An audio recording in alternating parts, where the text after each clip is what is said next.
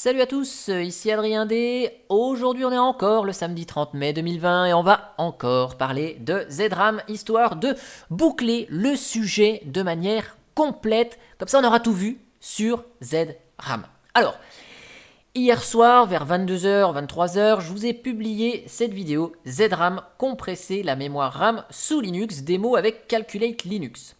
Dans cette vidéo, on a vu ensemble comment fonctionnait la mémoire sur un système d'exploitation, Windows et Linux.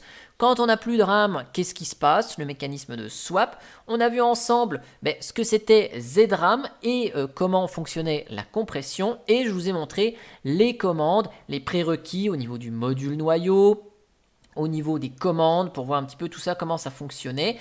Et on a fait une petite démo ici, sur ZRAM, sur mon système. Dans cette vidéo, vous avez été nombreux à poster des commentaires et réagir, et donc ce matin, je vous ai enregistré The Complément avec 512 MO de RAM et 100 partitions swap pour répondre à deux commentaires qui m'ont été posés dans la vidéo, dans la première vidéo de la série ici, où on voulait savoir un petit peu comment ça se passait. Hop, j'ai perdu l'écran, voilà. Comment ça se passait quand on avait des toutes petites configurations RAM ici, et si on pouvait utiliser ZRAM sans utiliser du swap. Donc, je vous ai fait une démo ici avec une machine virtuelle qui disposait de 500 mégas de RAM, et on a vu ensemble que ça fonctionnait, ma foi, très bien. Cependant, dans la première vidéo, on m'a posé un commentaire en me disant « Hey, dis donc, Adrien, comment on fait sur Fedora ?» Alors attendez, je vais essayer de retrouver. Voilà. Pour Fedora, comment faire? Et donc j'avais dit, je vais essayer de faire un article sur Linuxtrix qui va prendre en compte tous les cas. Et donc l'article, il est là. Il est ici, je vais vous le montrer juste après. Cependant, je ne peux pas m'empêcher de signaler un truc, c'est que si vous souhaitez activer ZRAM sur Ubuntu, eh bien, je ne vais pas vous le montrer. Ubuntu ou Linux Mint, pour la simple et bonne raison, c'est que mon ami Blabla Linux ici, il a fait une petite vidéo ZRAM sur Ubuntu et Mint. Alors, il va falloir que je commente. Je l'ai vu rapidement, la vidéo. Enfin non, je ne l'ai pas vu rapidement. Je l'ai vu en entier, la vidéo. Il réexplique un petit peu ce que c'est que ZRAM et il fait la démonstration d'installation et d'activation sur Ubuntu. Je n'ai rien à redire, donc bravo. Si vous voulez aller voir comment mettre ça en œuvre sur Ubuntu, vous pouvez le faire directement en regardant sa vidéo dont vous aurez le lien dans le descriptif de celle-ci. Alors, l'article, le voici, le voilà. Je me suis amusé avec GIMP pour essayer de faire une petite illustration ici. Et donc, voilà, vous avez ici tout ce qu'il faut pour avoir ZRAM sur votre système. Alors, je vous ai fait ici une solution manuelle, c'est-à-dire que toutes les commandes que vous avez besoin de taper, vous pouvez les taper ici, mode propre ZRAM pour charger le module, LSMod pour voir, ok.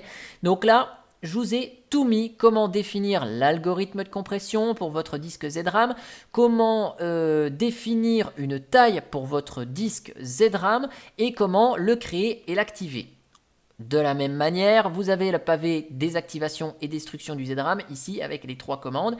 Et je vous ai fait ici deux scripts. Si vous utilisez un système avec OpenRC, eh bien vous avez un script ici que je vous ai rédigé avec, en fait, c'est l'ensemble des commandes ci-dessus de l'article, mais qui sont récapitulées dans un script ici. Donc là, on a la commande start et la commande stop pour OpenRC. Comme ça, si vous utilisez Gentoo, si vous utilisez Calculate Linux, bon, dans Calculate, vous avez un script un petit peu plus complexe avec pas mal de choses.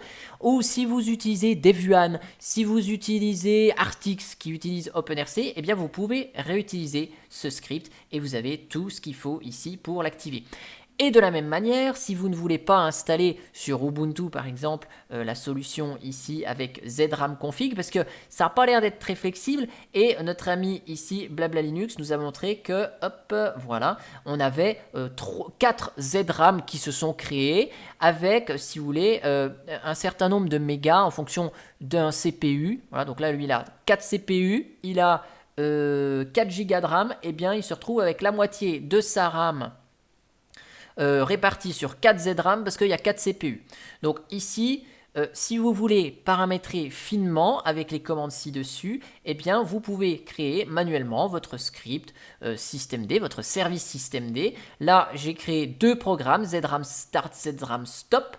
Et ici, dans les 2 scripts, eh bien, j'ai remis les commandes ici. Comme ça, vous pouvez mettre ce que vous voulez. Vous pouvez vous faire votre ZRAM avec 3 Go de RAM ou pas. Sur Ubuntu, j'ai regardé, la compression par défaut, ce n'est pas ZSTD. Moi, je préfère ZSTD parce que c'est plus performant et ça supporte le multithreading. Donc, comme ça, tous les CPU peuvent compresser en même temps ici. Donc là, le script ZRAM Start, ZRAM Stop ici. Voilà, vous avez la même chose ici avec swap off, echo 1 reset, ok, ici. Et donc, j'ai ajouté la commande qu'a utilisé Blabla Linux pour Ubuntu avec le paquet ZRAM config et on va voir ensemble comment ça fonctionne sur Fedora pour répondre à la question ben ouais mais moi si je veux sur Fedora comment je fais pour activer ZRAM sur Fedora. Eh bien c'est parti mon kiki.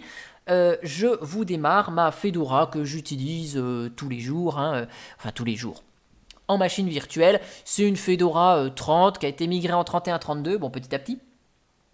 Et donc, ici, on va voir ensemble comment activer ce fameux ZRAM sur Fedora. Comme ça, on aura vu sur Fedora, Blabla Linux sera montré sur Ubuntu et Mint, c'est parfait, on aura vu à peu près tout. Et puis, si vous voulez le faire à la main, vous avez l'article dont je vous mettrai le lien dans le descriptif. Comme ça, vous avez tout, vous pouvez adapter les commandes manuelles sur votre distribution Linux comme cela vous semble, puisque dans CentOS, par exemple, il n'y a pas de programme ZRAM quelque chose. Et sur Debian, il faudrait voir comment ça fonctionne. Je ne suis pas allé voir ici, mais c'est pas la même chose que sur Ubuntu.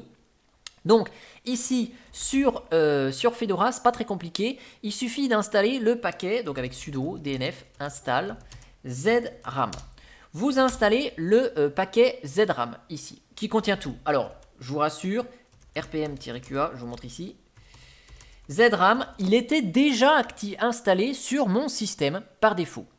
Donc, visiblement, ce petit paquet, il est déjà installé par défaut sur Fedora. Vous n'avez rien besoin de faire, c'est installé. Mais, comme vous le savez, si vous administrez des machines sur CentOS ou que vous utilisez Fedora régulièrement, tout paquet installé n'active pas par défaut le service s'il y a un service systemd et ne le démarre pas. C'est une sécurité, sur CentOS, vous installez par exemple Apache avec dnf install HTTPD, le service n'est pas activé au démarrage et le service n'est pas lancé tout de suite, ce qui vous laisse le temps de configurer tout ce que vous voulez. Et ça ne vous force pas la main, voilà. Vous n'avez pas un comportement un peu étrange, vous êtes maître de tout.